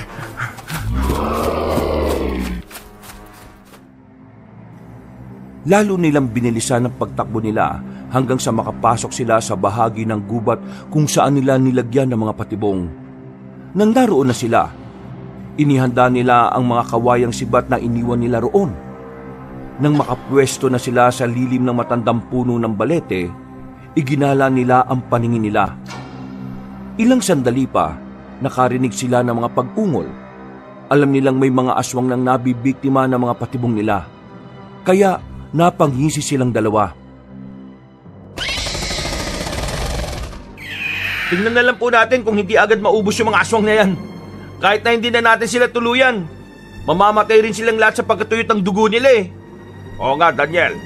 Hintayin na lang natin na wala nang gaanong ingay. Nagkamali sila ng kinalaban. Oh, ayun. May mga papunta pa rito. Baka nakaiwas sila sa mga patibong natin, ha? Ang mga sibat, ihanda mo. Sige, Tiyo. Ito pong sa iyo. Ito naman na sa akin. Ayun, may dalawang papalapit dito sa atin. Sige na, sibatin natin sila. Ayun, sapol natin silang dalawa. May papalapit pa ulit dito. Ubusin na natin ang mga kawayang sibat na ito at sugurin natin ang iba. Ang kada nilalang na makita nila, walang pagdadalawang isip nilang sinisibat. Kalaunan, nang maubos na ang kawayang sibat nila, may naaninag pa silang mga aswang na papalapit. Dahil dito, nagpasya na silang ilapag na muna ang sulo at salubungin ng mga aswang. Natatamaan naman ng liwanag ng buwan ang bahagi kung saan dadaan ang mga kalaban nila. Kaya alam nilang hindi sila mahihirapan. Mag-iingat ka, Daniel. Kailangan matalo natin ang mga yan. Sige po, babalikan po natin si Tia Nora. Baka mamaya maisahan tayo ng mga aswang at susugod sa kubo ang isa sa kanila. Kaya nga tapusin na natin kaagad ang mga ito eh. Oh, ayan na sila. Sige na, itunan natin ang pansin sa mga aswang na yan. Masusunod po, Tiyo. Mag-iingat din po kayo, ha.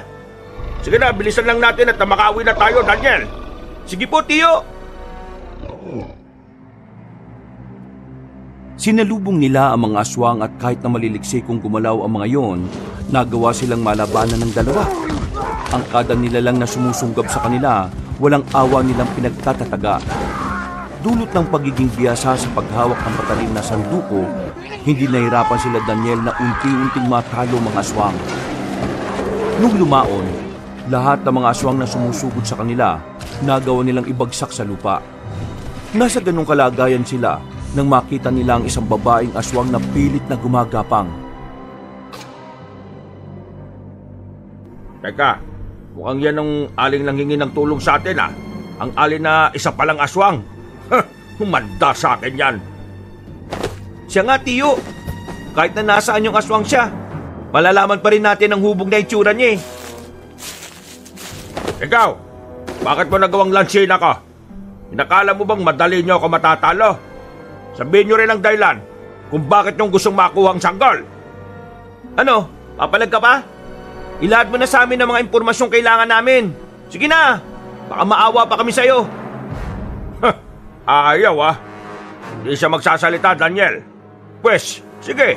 Kung hindi ka magsasalita, mas mabuti pang patayin ka na lang namin. Ako nang bahala sa kanya, Tiyo. Ako na. At nang makaganti naman ako sa ginawa niya sa akin. Sige, Tiyo. Kayo nang bahala. Akmang gigilitan na sana ni Mang Boyet ang babaeng aswang nang bigla itong napaangit. Kahit sa garalgal na boses, nagsalita siya upang ilahad ang mga gustong malaman ng dalawa. Napako ang titig ni Daniel sa aswang habang nagsasalita ito. Pagkatapos niya magsalaysay, napailing si Mang Boyet sa kaagad na ginilitan sa lieg ang nilalang. Napaungol ang babaeng aswang, pero agad ding nahinto ng tuluyan siyang malagutan ng hininga. Kaya pala gusto nilang makuha ang sanggol. May kapangyarihan palang makapagpabata ang dugo niya. Kahanga-hanga. Tama po ba dinig ko? Luciano ang pangalan ng pinuno nila? At isa pa siyang sinaunang aswang? Tama ang pagkakarinig mo. Patagal ko na rin naririnig ang pangalang yan. At may mga nakasagupan na rin ako mga alagad niya. Kaya siguro gusto niyang makuha si Thalassa dahil gusto niyang maging mas bata at madagdagan ang kapangyarihan niya. Yan ang hindi po natin papayagan. Walang kahit na sino man ang pwedeng kumuha kay Thalassa kung pansariling interes lang naman ang iniisip. Tama ka, Daniel. Kung hindi lang din si Magwayan ang magpapakita at kukuha sa kanya, hindi natin siya ibibigay. Po? Ibig sabihin, maluwag na po sa loob niyong isauli ang sanggol sa tunay niyang ina? Oo, Daniel. Kung alam kong sa piling ng ina niya, magiging payapa at ligtas siya, walang problema sa akin yon. Ewan na lang sa tiya mo. Mukhang malapit na rin ang loob niya sa sanggol eh. Nabanggit nga po sa akin ni tiya dati yan eh. Pero siguro, kung babawin man siya ni Magwayen, matatanggap din naman po siguro ni tiya yon, kahit na paunti-unti. Tama ka. Ay teka, bago pala tayo bumalik sa kubo, tingnan muna natin ang mga patibong. Baka sinira lang ng mga aswang yon at hindi sila nasilo roon. Sige po, Tiyo. Mas mabuti pa nga po. Tiningnan nila ang mga patibong na ginawa nila at namangha sila dahil halos lahat ng mga yon ay may mga nabiktimang aswang. Wala na rin mga buhay sa mga nilalang, kaya kampante sila na naubos na nila ang halos lahat ng mga kalaban na gustong lumusob sa kanilang kubo para kunin ang anak ni Magwayen. Pupuntahan pa sana nilang ibang bahagi ng gubat nang parehong matigilan sina Daniel at Mang Boyet dahil sa narinig nila. Aba, boses ni Dora yun ah. Tara na, Daniel. Baka kung ano na nangyayari sa kubo. Baka may mga aswang na umatake na ron. Oo nga po. Sinabihan ko naman siya na sumigaw kapag kailangan na niya ng tulong eh. Sigurado po na may hindi magandang nangyayari ron. Sana walang masamang mangyari sa asawa ko at kay Thalassa. Sige na, tumakbo na tayo. Iwanan natin ang sulo natin. Sige po, Tiyo. Mabilis silang tumakbo pabalik sa kubo. Ilang beses pa nga nadapa si Daniel, pero bumabangon pa rin siya para mahabol si Mang Boyet. Nang medyo malapit na sila, mas naging malakas pa ang pagsigaw ni Aling Nora. Lalapit na sana sila sa kubo para pasukin yun, pero nakita nila ang napakaraming aswang na nakapaligid doon. Nalintikan na. Mas madami pa nga mga aswang na nandito kaysa sa nakalaban natin kanina eh. Walang ya. Oo nga po. Maiilan pa sa kanila na namatay na dahil sa mga patibong natin. Pero ang iba, nagawang makaligtas. Senadora, baka kung ano na nangyayari sa kanila, kailangan mapuntahan na natin sila. Baka po kung ano naman ang mangyari sa inyo. Baka makita nila tayo na papasok tayo sa kubo. Ano ka ba? Hindi nila tayo makikita kapag gusto natin. Nalimutan mo na ba? May tagabulag ang bertud ng mutya mo. Pati lang sa akin, Daniel. Hala, oo nga po pala. Sige, mas mabuti pang pasukin na natin ang kubo at nang maitakas natin si Tia Nora at Talasa. Basta, kahit na anong mangyari, huwag kang lilingon. Mawawala ng bisang tagabulag mo kapag ganon. Sige po, Tio. Pumasok na tayo sa kubo. Habang naglalakad, diretso lang ang tingin ni Daniel sa kubo. Hindi siya lumilingon sa mga aswang na nakabang sa paglabas nila Aling Nora. Maswerte na rin sila at maging ang pagbukas nila ng pinto ay hindi napansin ng mga nilalang. Pagkapasok nila, agad silang lumapit kay Aling Nora na may hawak na itak, habang karga-karga si Talasa. Nora, wala bang masamang nangyari sa inyo? Hindi ba pumasok ang mga aswang dito? Hindi pa naman. Pero kanina pagkaalis ni Daniel, dumating din sila. May hinihintay sila. Kung hindi ako nagkakamali, si Talasa ang inaabangan nila. Kaya ito, tinalukbungan ko siya ng itim na tela. Mabuti kung ganon. Akala ko kung ano na nangyari. Narinig pa naman namin ang sigaw mo. May isang aswang sana kanina na susubok na pumasok sa bintana. Pero tinaga ko siya, kaya nahulog. Hindi ko nga alam kung buhay pa ba yun o patay na Dahil nabuksan ng bahagya ang bintana, doon ko nalaman na maiba pa palang aswang na nandito. Ayun, sumigaw na ako. Mabuti na lang at nakarating kagad kami rito. Teka, bakit para bang hindi sila gumagalaw? Parang may importanteng bagay silang hinihintay. Aba, hindi ko alam, Boyet. Teka, susubukan ko ngang silipin ulit. Wag na, kamamaya makita pa nila si Talasa. Alam kong alam nila na nandito na siya. Pero ang pinagtataka ko lang, wala silang ginagawang aksyon. Tio Boyet, Tia Nora, tingnan niyo po yung mga aswang Parang nagbabalak ng umatake dito. Sige, maganda tayo. Nora, ikaw nang bahala sa sanggol ha. Protektahan mo siya. Lalabanan namin ang mga aswang na yan. Tio, napapaligiran po nila yung kubo natin. At may mga yabag din ako naririnig sa bubungan. Malamang, pati dyan may aswang din. Hindi na natin may tatago si Talasa. Ang gawin na lang natin, protektahan siya at huwag hayaang maagaw siya ng mga aswang. Nasa ganong kalagayan sila nang magsiangilan ng mga aswang. Nabahala silang tatlo. Kaya noon din, nagpasya silang lumabas sa pamamagitan ng pintuang nasa bandang likuran ng kubo. Nakita rin ni Daniel na iilan lang ang mga aswang na naroon. Kaya hindi sila madaling nasukol. Dahil inalalayan ni Bamboyet ang asawa niya, nauna nang maglakad ang binata.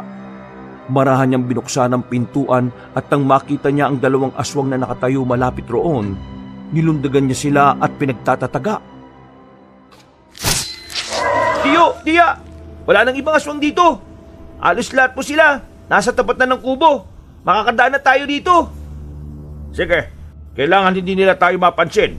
Iisipin nilang nasa loob pa rin ng bahay si Talasa at si Nora. Kaya doon nila itututok ang atensyon nila.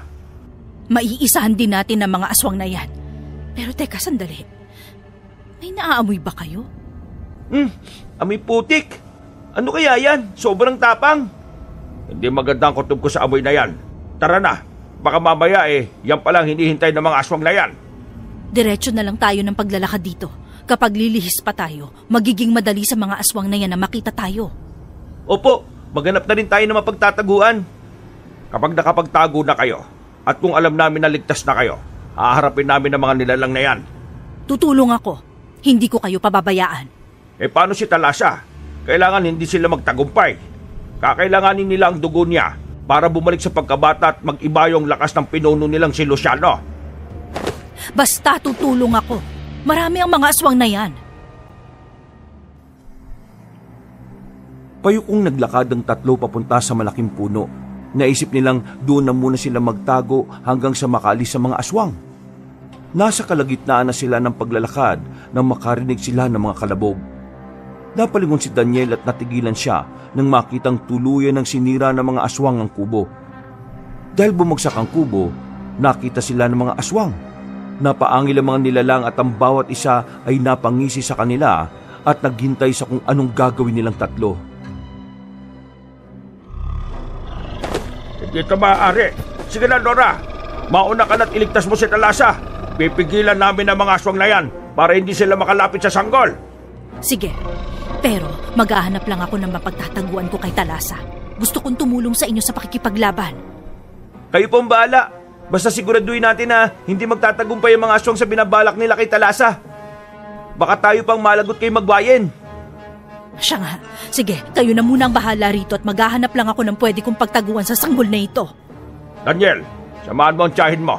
Ako na munang bahala sa mga aswang na yan. Hindi ako susugod hanggat hindi kayo nakakabalik dito. Babantayan ko lang at sisiguraduhin na hindi nila makukuha ang sanggol. Sige po, Tiyo. Mas mabuti nga yung naisip nyo. Tia Nora, tara na po. May nakita ko malaking puno na malapit sa mga patibong namin. Doon na muna natin itago si Talasa. Kung may aswang man nasusugod sa kanya, bago pa man sila makalapit patay na sila dahil sa patibong. Inalalayan ni Daniel ang tiyahin niya hanggang sa makarating na sila sa bahagi kung saan may patibong sila. Nasa kalagitnaan sila ng paglalakad nang makita nila ang matandang babae na papalapit sa kanilang pwesto. Nagulat sina Daniel roon, kaya natigilan sila. Humakbang na rin ang binata patungo sa harapan ni Aling Nora para proteksyonan ang ali at ang sanggol. Walang ano-ano, may narinig silang mga kaluskos sa paligid at maging mga huni ng aswang. Ibigay niyo sa akin ang sanggol na yan. Kung hindi, mapipilitan akong labanan kayo! At bakit? Huwag niyo pong sabihin na isa ka rin sa mga aswang na gustong kumuha sa sanggol na ito. Malamang isa nga siyang aswang. Hoy, tanda! Wala kang karapatan sa sanggol na ito. Anak namin ito at kahit na anong mangyari, hindi namin ito ibibigay sa'yo. Walang karapatan? Kung may isang tao man na mayroong karapatan sa kanya, ako yon. Akala mo ba hindi ko alam? Anak yan ni Magwayen at kinupkup lang ninyo sa kainang Ken bilang totoo niyong anak.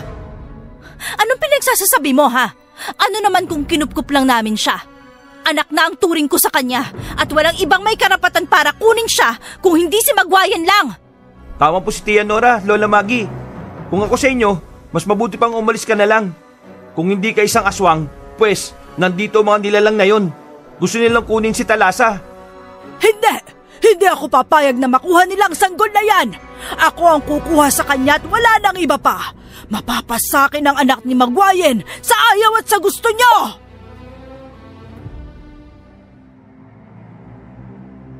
Magsasalita pa sana si Daniel, pero napahinto siya nang may makita siyang 5 nilalang na papalapit sa kanila.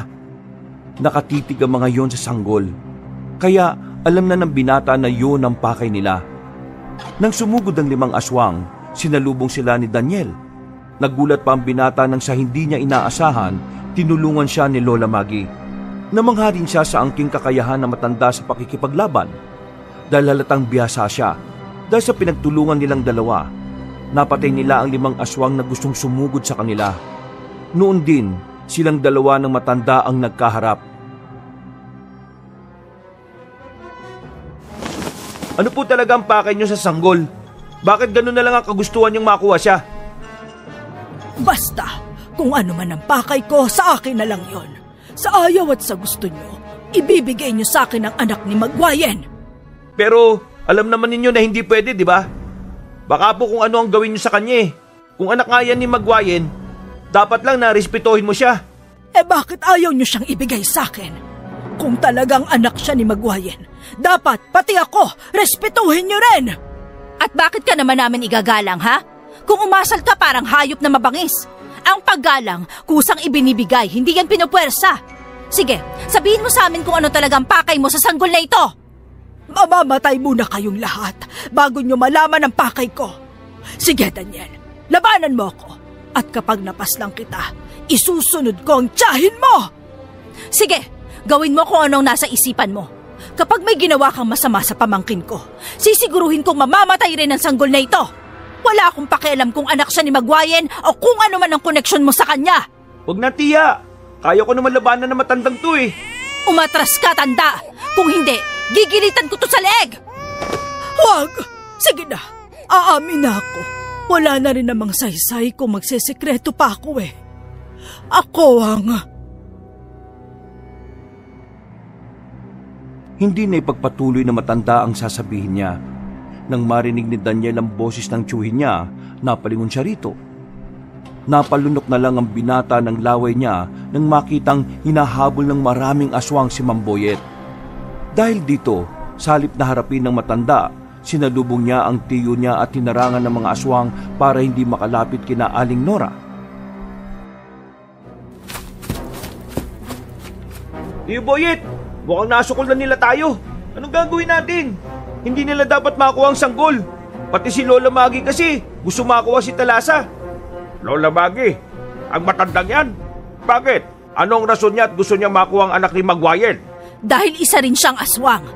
Baka nga siya pa ang totoong pinuno nila eh. Nagkakamali kayo. Wala akong pakialam sa mga aswang na yan. Nandito lang ako para kunin ang sanggol. Kahit anong gawin mo, hindi namin siya ibibigay sa'yo. Yan nga rin po sinabi ko eh, pero matigas ang ulo niya. Nasa ganong sitwasyon sila nang nagtaka si Daniel nang makita nilang bigla ang pagluhod ng mga aswang.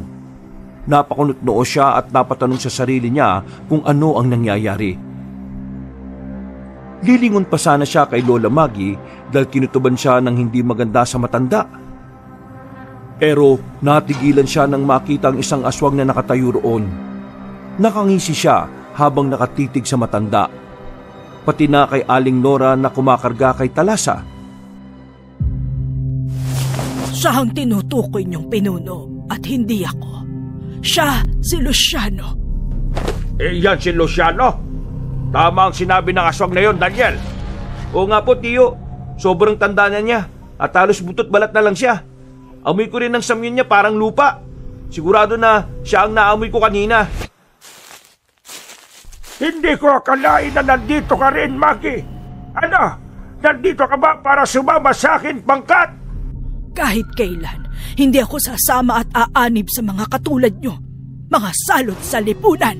At alam ko na kung bakit ka nandito. Gusto mong makuha ang kakambal mo para mahigop mo rin ang enerhiya niya. Sa parang yon, magiging bata ulit ang mukha mo. Wala kang pakialam sa gagawin ko. Kakambal ko ang sanggol na yan at bahala na ako sa gagawin ko sa kanya. Ikaw, hindi mo siya kaano-ano. Kaya umalis na kayo rito ng mga alagad mo. Dadaan ka muna sa ibabaw ng bangkay ko bago mo makuha ang sanggol. Para sa akin lang ang kapangyarihan niya at hindi yan dapat na mapunta sa'yo. Sumenyas si Pinunong Luciano sa mga alagad niya na tumayo at maghanda upang sugurin sina Daniel. Itinaas naman ng binata at ng tiyuhin niya ang kanilang mga sanduko at inihanda ang sarili nila. Noon din, sinabihan ni Daniel si Aling Nora na itakas na ang sanggol at sila na ang bahalang kumalaban sa mga aswang. Napatungo naman ang tiyahin ni Daniel sa kanya at agad na napatakbo palayo. Susundan pa sana ni Pinunong Luciano ang ali pero hinarangan siya na matandang nagpakilala bilang kakambal ni Talasa. Huwag mo akong pigilan sa gusto kong gawin. Kukunin ko ang sanggol at wala akong pakialam sa inyo. Nung una pa lang alam ko na ang pakay mo. Pati sa akin, alam ko na gusto mo lang nahigupin ang kapangyarihan ko. Mabuti na lang talaga lumayo ako sa iyo. At ngayon na ipinagtagpo tayo ulit ng tadhana, hindi na kita papayagang makatakas pa. Anong pinagsasasabi mo? Wala akong masamang intensyon sa iyo. Minahal kita noon, pero ang bigong pagmamahal na yon ang nagtulak sa akin sa kasamaan. Anong nagtulak ang pinagsasasabi mo? Nung una pa lang, alam ko na kung ano ang katauhan mo. Inisip ko lang na baka magbabago ka, pero mali ako. Sa bagay, kahit na anong bihis pa ng ahas ng kanyang balat, ahas pa rin siya. Wala! Nasa inyo ang sanggol na kailangan ko. At dahil doon, damay na kayo sa gulong ito. Ako lang ang kalaban mo, Luciano. At tama ang binatang yan. Wala silang kasalanan sa atin. Naiipit lang sila rito. Kaya kayo, kung gusto niyong mabuhay pa at makaligtas mula sa akin at sa mga aswang na ito, ibigay na ninyo ang hinihingi ko. Sige, ibibigay namin ng sanggol. Pero sa kung sino man ang matira sa inyo, magpatayan kayo hanggat gusto niya. Tama si Tiyo. Paglaban muna kayo para malaman namin kung sino ang dapat na makakuha kay Talasa. Ikaw, Lola Maggie, patunayan mo sinasabi mong anak ka nga ni Magwayen at kakambal mong sanggol na yon. Agad na napaangil ang pinunong aswang. Napakuyom siya ng palad niya at agad na sinugod si Lola Maggie. Napasigaw naman ang matanda at gamit ang tungkod niya, nilabanan niya si Pinunong Luciano. Napaangil din ang mga aswang na nasa tapat ni na Daniel. At sa isang pagkisap ng mga mata ng magtiyuhin, sumugod sa kanila ang mga nilalang. Nilabanan nila ang mga yon. At dahil marami ang mga aswang, nahirapan silang talunin ang mga yon. Sa tuwing naiilagan nila ang mga pag-atake ng ibang aswang, may ilan pang nilalang ang susugod sa kanila. Sa hindi inaasahan ni Daniel, sinunggaban siya ng isang nilalang saka ibinalibag. Tatayo sana siya upang makipaglaban ulit, pero naibalibag din ng isang aswang ang Tio Boyet niya patungo sa kinabagsakan niya. Tio, hindi ko po akalain na mahirapan tayo sa mga nilalang na yan. Oo nga, Daniel. Pero kahit na anong mangyari, kailangan natin maproteksyonan si Talasa. Pati ang kakambal kasi niya, may masamang binabalak sa kanya eh. Pipigilan natin pati si Lola Maggie. Pero teka po, tingnan niyo, pinagtutulungan siya ng mga aswang. Hayaan mo sila. Sigurado na hindi naman siya mapapatay ng mga yan eh. Kung talagang anak siya ni Magwayen, isa siyang immortal. Eh teka, ang tiya Nora mo pala. Hindi ko alam kung kumusta na sila ni Talasa. Ano po kaya kung sundan mo po siya?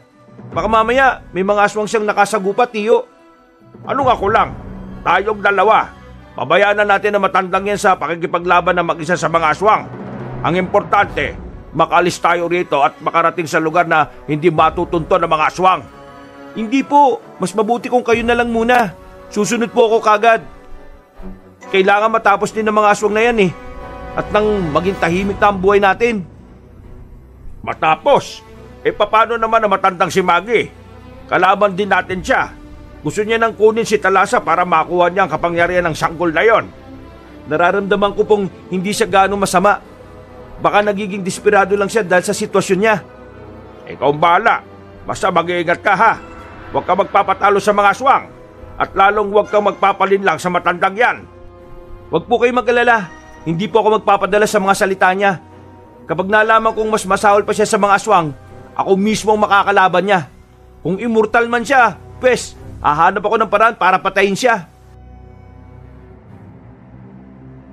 Nagpaalam siya sa binata at nang makaalis na siya, tumayo si Daniel upang sugurin ang mga aswang na kumukuyo kay Lola Maggie. Hinarap naman siya ng ibang nilalang at nilabanan niya ito gamit ang kanyang patalim. Nasa kalagitnaan sila ng pakikipaglaban nang biglang napasigaw si Lola Maggie. Ibinaling ni Daniel ang pansin niya roon at nakita niya kung paano ibinawal ni Pinunong Luciano matanda. Nagpatuloy ang pakikipagpambuno nila sa isa't isa habang abala naman sa pakikipaglaban si Daniel sa mga alagad ng Pinunong Aswang. Huwag ka nang magmatigas pa. Maswerte ka nga dahil hindi ka mamamatay. Ako, matanda na at malapit nang bumalik sa pagiging alikabok. Dapat lang naman sa'yo maging alikabok. Dapat kang mamatay para wala ka na maging biktima pa. Bumalik ka na lang sa piling ko at gagawin kitang reyna ng mga aswang. Hindi mangyayari ang gusto mo. Isinusumpa ko kahit na sa mundo ng mga patay, hindi ka tatanggapin ng ina ko. At bakit? Sa palagay mo ba'y mapapatay mo ko? Kapag nakuha ko na ang kakambal mo, siguradong magiging mas malakas ako at magiging immortal din ako. Yan ang hindi ko papayagang mangyari! Sa tulong ng mutyang ibinigay ni Mamboyet, nagawang matalo ni Daniel ang mga aswang na nakalaban niya. Sinigurado niya ring ang kada nilalang na napabagsak niya ay mawawalan agad ng buhay. Nang lahat na ng mga aswang ay nakandusay na sa lupa, ibinaling niya ang pansin niya sa dalawang naglalaban.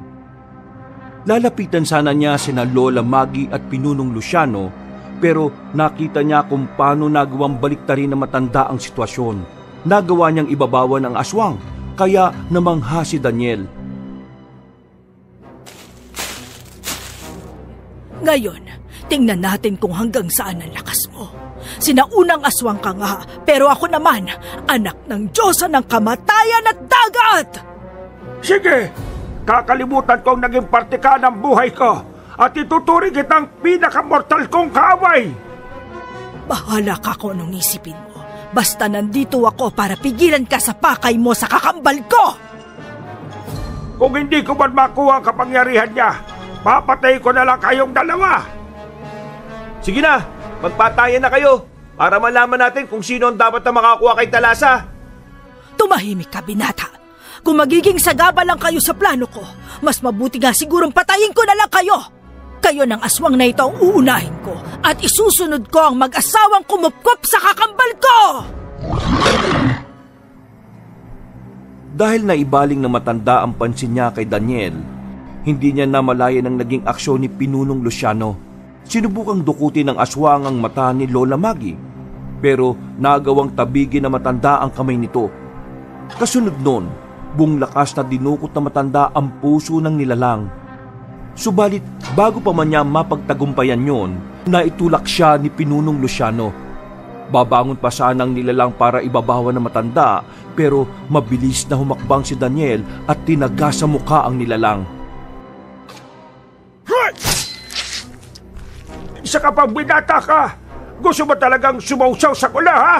Sige, pagbibigyan kita! Talagang sasausaw ako dahil hindi ko papayagan na makuha niyong sanggol. Pwes, parang sinabi mo na rin gusto mong mamatay ka! Sige, Daniel, patayin mo ang aswang na yan. Hindi niya dapat makuha ang kakambal ko! Pati kayo, kung masama ang intensyon niyo kay Talasa, wala rin kayong karapatan sa...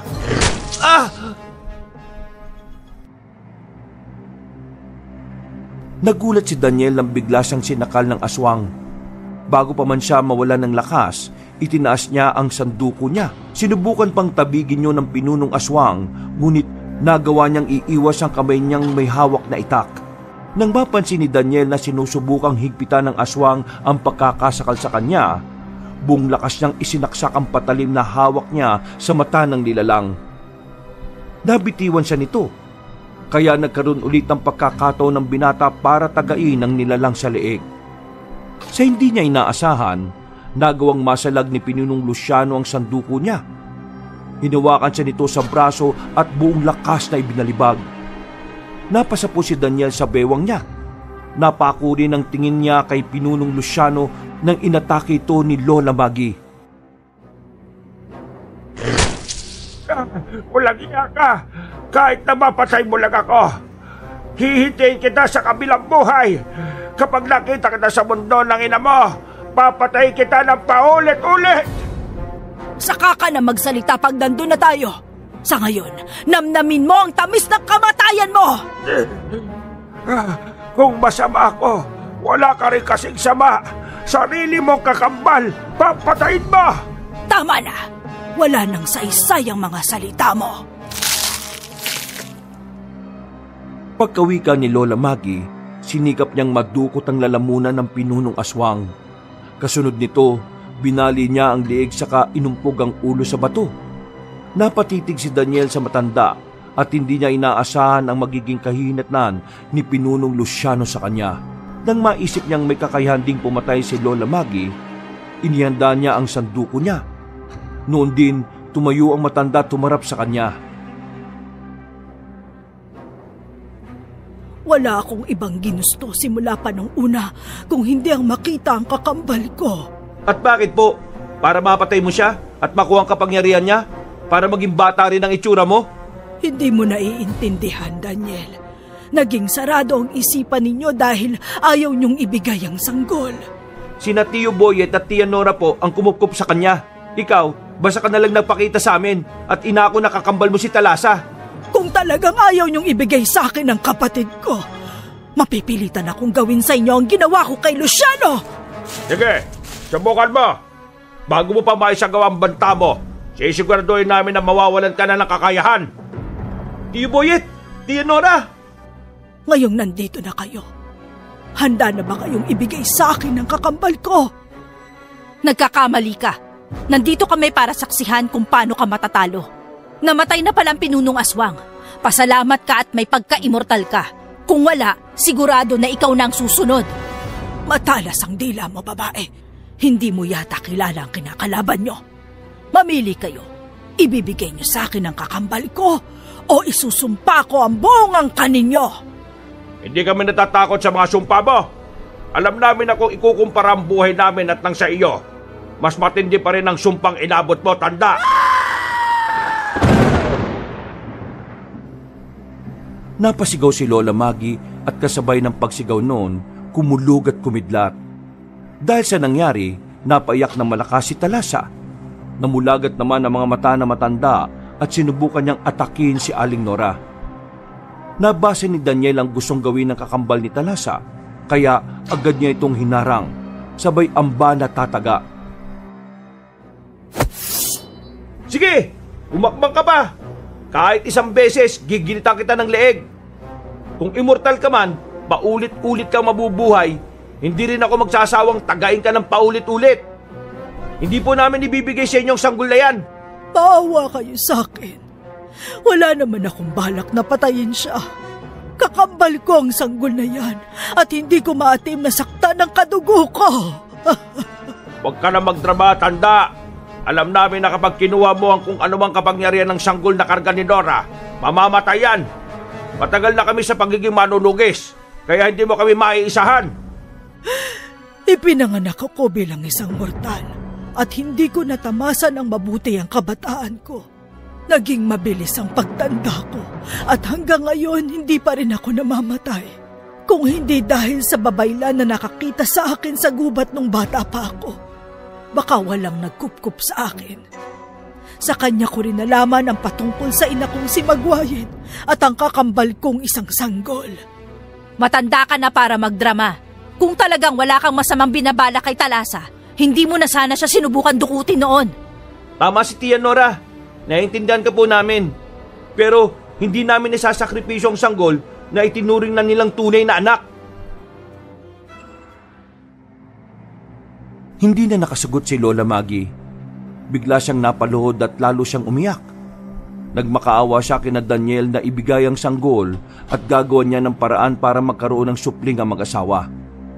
Napailing si Mang Boyet nang marinig nila ang sinabi ng matanda. Napatawa naman si Daniel dahil sa tinuran ni Lola Maggie. Dahil sa naging reaksyon nilang tatlo, naging iba ang ekspresyon ng mukha niya. Nanlisik ang kanyang mga mata at napakuyom siya ng palad. Akmang aataki na sana niya si Daniel nang biglang kumulog at kumidlat. May narinig din silang ingay ng alon na animoy nagngangalit. Walang ano-ano, may nakita silang isang makalumang balangay na nakalutang sa ere. Nandiyan na ang aming ina. Sigurado akong parurusahan niya kayo dahil sa ginawa ninyo. Ikaw po ang dapat na parusahan. Sarili mo lang ang iniisip mo eh.